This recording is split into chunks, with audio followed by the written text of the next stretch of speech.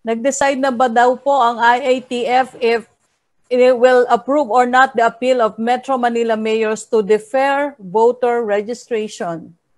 It's not a decision of the IATF. In fact, the IATF recommends also the deferment of the registration.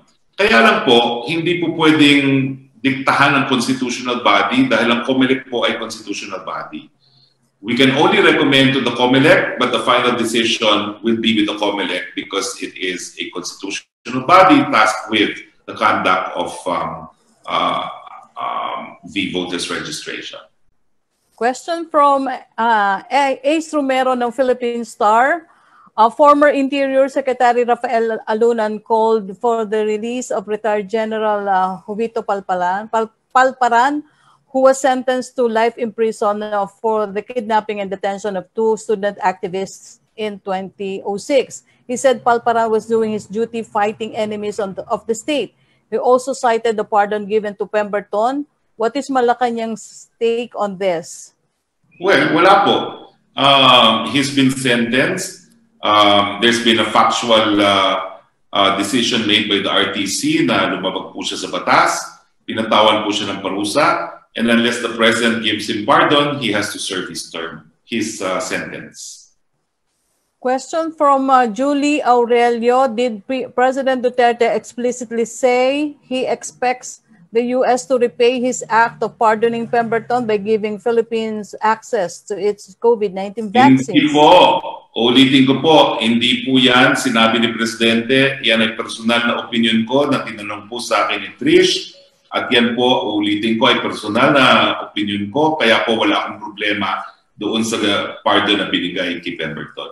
Kung po ako po ay nagkamali, so be it. But ang aking assessment naman po is based on the many pronouncements of the President that I have seen for myself. Inaalagaan po niya na mabuti ang relasyon sa China, sa Russia, and sa Amerika dahil lang talagang palaging iniisip ni Presidente kinakailangan magkaroon ng vaccine at kinakailangan magkaroon po ng access sa mga Pilipino sa vaccine. Personal ko pong opinion niya.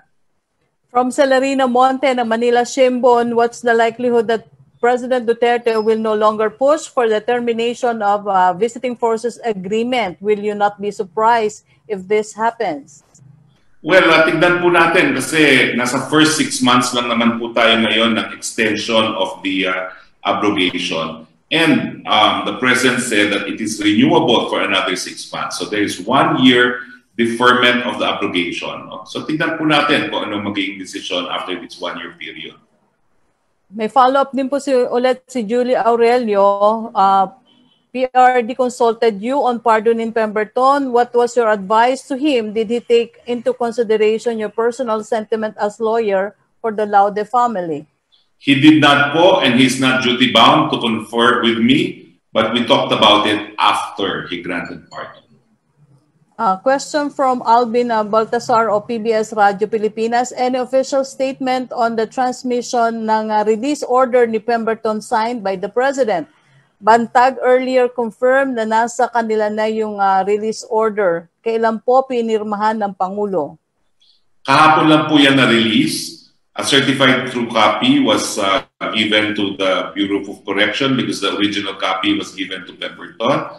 Ang procedure po is, since there is an ongoing deportation proceedings that Pemberton did not object to, kinakailangan po magtuloy yung deportation proceedings. Pero as to when it will be concluded, it can be 1 day, it can be 1 week, it can be 1 month. Hindi po natin alam yan, but I expect it will be as soon as possible. Tanong din po ni Ace Romero, follow-up daw po, since you claimed that the death of Jennifer Laude is symbolic of the death of Philippine sovereignty, what can be a higher interest daw than national sovereignty? Higher interest is saving lives by having the vaccine to fight this pandemic. Question po from Jinky Baticados.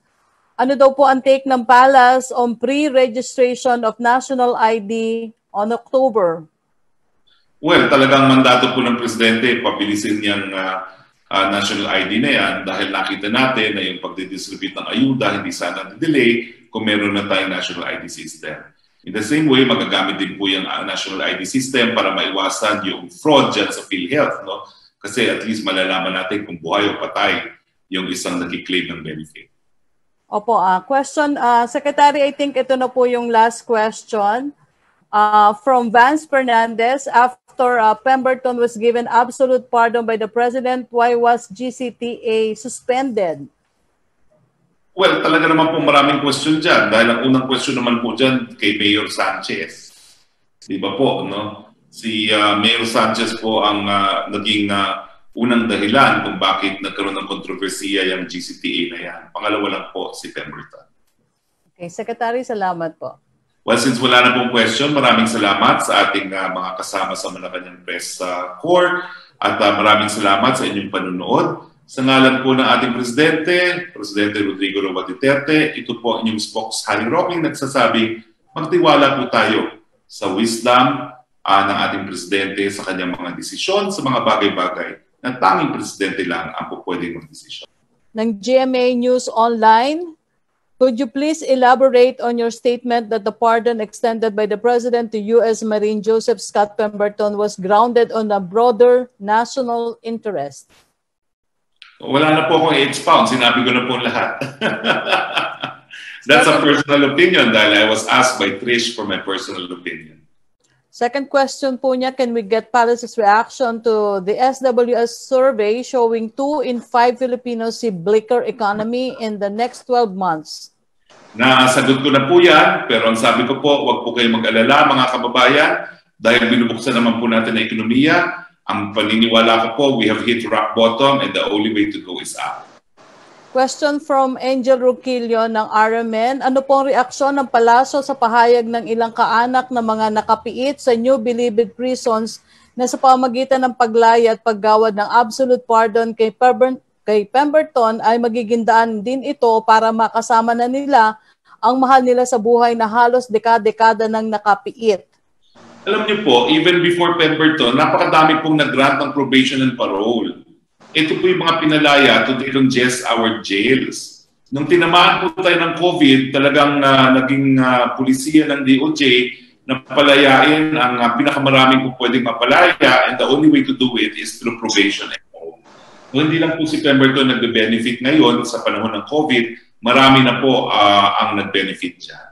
Susunod po niyang tanong, reaksyon sa sinabi ni detenadong Senator Laila De Lima na hindi siya sang-ayon sa ginagawang beautification ng Manila Bay kung saan binigyan pa niya ng bagong kahulugan ng DNR na Department of Environmental Cosmetics dahil imbis na gampanan ang kanilang tungkulin na i-preserve at protektahan ng kalikasan ay sinisira pa nila at naging beach resort developer pa.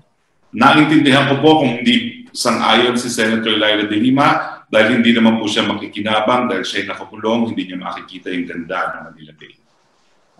Secretary, si Maricel Halili na po. Yes, Maricel Halili.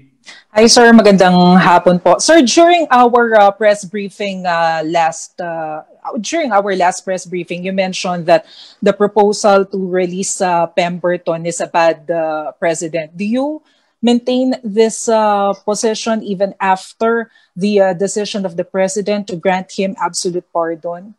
I still maintain that it was judicial overreach kasi the power to grant GCTA is a power not vested in the courts. It's a power vested in the executive. The entire concept of probation and parole is an executive function, it's not a judicial function, so I maintain my position as far as that's concerned. As far as the pardon of the President is concerned, I will repeat it again. It is the most presidential of all presidential functions. It is not subject to question by anyone, anywhere. Sir, were you able to talk to the President after his announcement on absolute pardon? What did he tell you about it, sir? I really thought it was broadcasted because I attended that meeting online. And we did have a lengthy conversation online. Now, one major paper reported on it extensively. So, ang buong akala ko, na-broadcast yung aming conversation, but apparently, one broadcast sheet had a source that summarized yung pag-uusap namin ng Presidente. Pero anyway, Ang sa akin po, yung pag-uusap namin ni Presidente, although it was heard by everyone in the room, sa amin dalawa na lang po yun.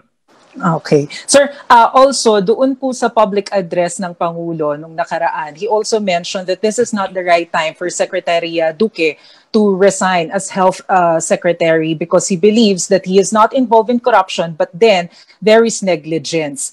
Ano po yung sinasabi ni President Duterte na negligence on the part of Secretary Duque? Can you tell us, sir? You know, he's basing his statement on what he has read on the papers. Kasi hindi pa naman i-issue ng Senado talaga yung kanilang Senate report. At the time he mentioned it. No?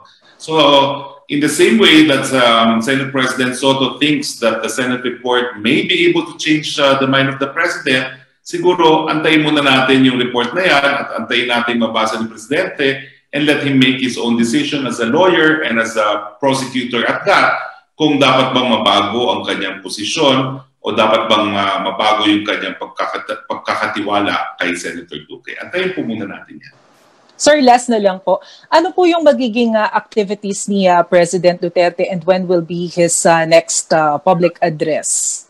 As usual naman, it will be in Monday. Now, narinig nyo naman sa kanya na he was hoping to go to Davao, pero isang napakataas na dokumento na naman ang kinakailangan niyang pag-aralan, no, at desisyonan. No?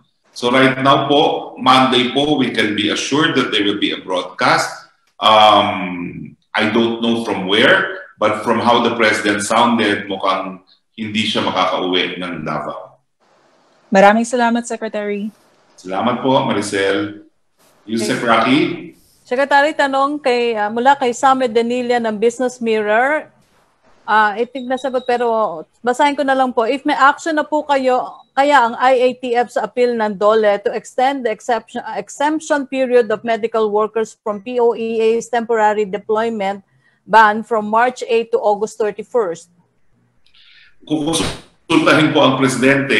Alam niyo po, gaya ko, si Secretary Bello naka-isolation din. Kaya pareho po kaming wala dun sa meeting last Monday. No?